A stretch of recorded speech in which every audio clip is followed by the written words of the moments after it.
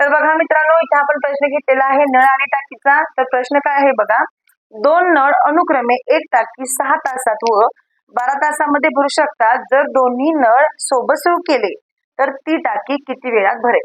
आता जर तुम्हाला असा प्रश्न आला नळ आणि टाकीचा, आणि जर तुम्हाला प्रश्नात दिलं असेल की दोन्ही नळ जर सोबत सुरू केले तर ती टाकी किती वेळामध्ये भरेल, तर याचं उत्तर असं काढायचं असतं बघा. जे 6 आहे ते 6 अगोदर लिहा, गुणाकारामध्ये जे 12 दिले ते 12 लिहा, म्हणजे वरती करायचा दोन्ही संख्यांचा गुणाकार आणि खाली करायची छेदामध्ये दोन्ही संख्यांची बेरीज, म्हणजे वरती 6 गुणिले 12, खाली 6 अधिक 12. बरोबर, तुम्हाला हे तर समजलं. आता काय करायचं, 6 गुणिले 12 आहे तसे लिहा, आणि 6 अधिक 12 किती होतील, तर 6 अधिक 12 18 होतील.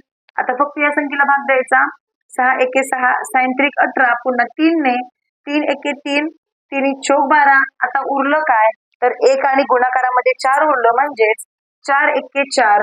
इथं खाली लिहूया, 4 एके 4 म्हणजे 4 तास. म्हणजे जर दोन्ही नळ एकाच वेळी सुरू केले तर टाकी भरायला 4 तास लागतील. तर अशा प्रकारे याचं उत्तर काढायचं असतं.